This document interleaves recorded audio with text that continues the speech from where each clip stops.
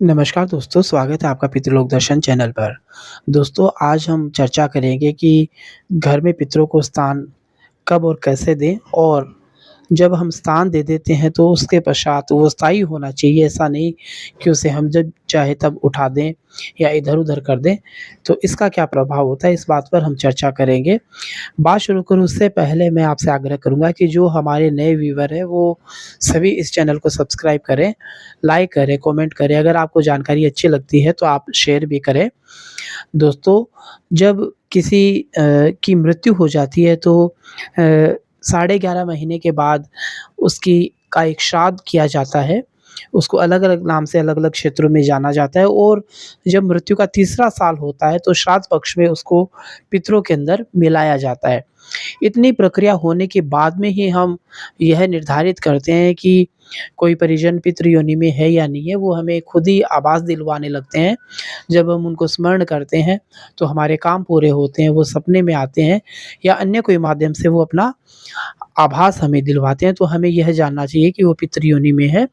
तो फिर हमें किसी अच्छे स्थान से उनको अपने घर में लेना चाहिए। ऐसा नहीं कि हमारे मन से ही हमने उनको बिठा लिया, ऐसा नहीं होता। कई बार ऐसा करने से उनके साथ जो दूसरी नेगेटिव चीज़ें हैं, वो भी घर के अंदर प्रवेश कर जाती है और फिर जो हम उनके प्रति भोग प्रसाद करते हैं, वो सभी वो ग्रहण करने लग जाते हैं और कुछ समय बाद ऐसा टाइम आ जाता है कि वो जो नेगेटिव चीज़ें हमें परेशान करने लगती है।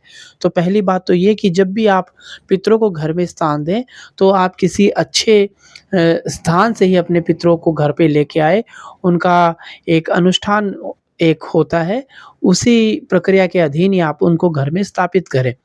दूसरी बात मैं कहना चाहूँगा कि अगर आपने किसी अच्छे स्थान से लाकर अपने घर में पितरों का स्थान बना दिया है, फिर आप मान लो 2 साल बाद या 5 साल बाद, 20 साल बाद कभी भी उसका उनका जो पितरों का स्थान होता है, उनको आप हटाने का प्रयास करते हैं। स्थान से मेरा मतलब है कि आपने उनका घर में कोई छोटा-सा अलग मंदिर बनवा दिया है, ऐसा कुछ कर दिया है, तो उसको आप कभी नहीं हटाएँ। अगर आप उसको हटवाते हैं, तो निश्चित तौर पर आपके ऊपर समस्याओं